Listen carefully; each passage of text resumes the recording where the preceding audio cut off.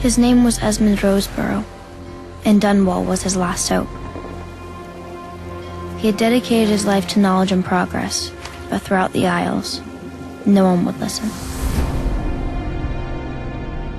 The whale yards were no place for a natural philosopher, but he had nowhere else to go. The poor and hungry gathered there, hoping for a few scraps, and Roseborough wondered if he would soon share their fate. But then, he saw something that made him realize his entire life's work was a waste, and it brought a smile to his face. Roseborough's discovery breathed new life into Dunwall, and made him rich beyond his wildest dreams, but he never took his success for granted. So when young Anton Sokolov came to him with a radical new idea, he couldn't help but give him a chance.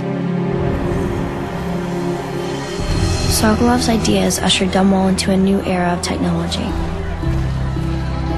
But over time, Roseborough learned that sometimes progress comes at too great a cost.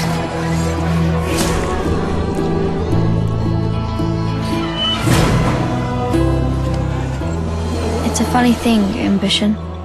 It can take one to sublime heights or harrowing depths, and sometimes they are one and the same.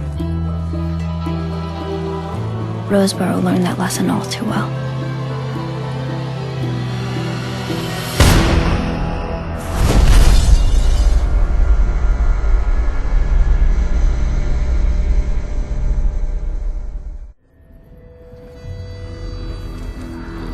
Once there was a boy who knew only fear and loneliness.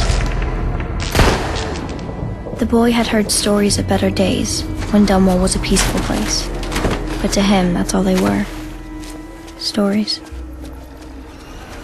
Adults could be cruel, but it was the other children who were truly wicked. So he did the only thing he could, hide in the alleys away from the other boys.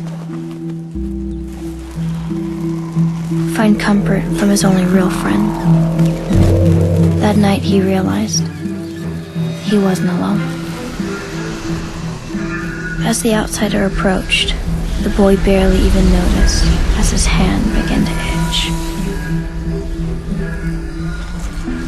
From then on, the boy felt different. He was no longer afraid, and he sought out his tormentors. He swarmed over them with the stuff of nightmares.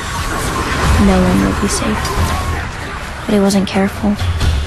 A gift so powerful can be taken away as easily as it is given.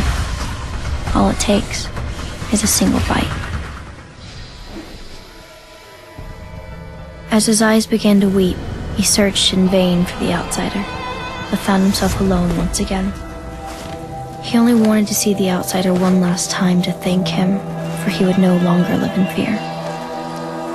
For what little life he had left.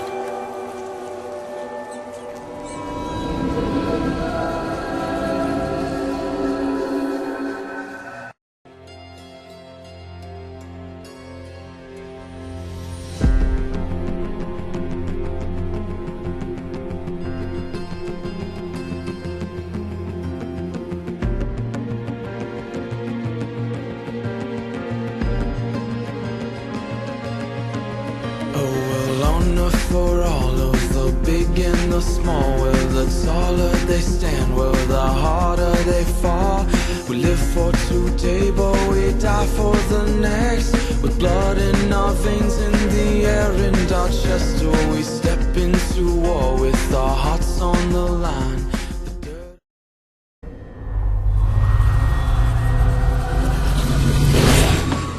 Piero couldn't remember when he'd last slept. The Empress was dead, Dunwall was crumbling, and the plague was spreading. At night, the dreams haunted him. They were always the same, visions of a young boy dying an agonizing death. But he knew it was no dream.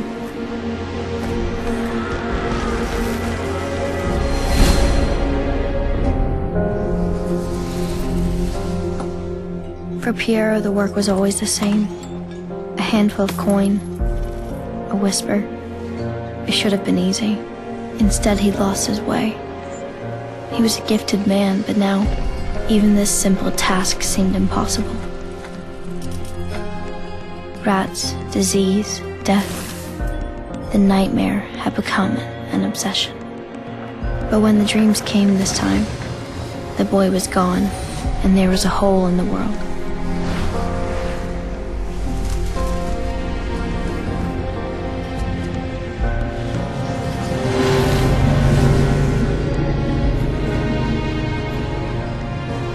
He looked into the void and saw death itself staring back at him. And finally, Piero knew what he had to do. It would be his greatest creation. Who it was for did not concern him. In due time, all would be revealed.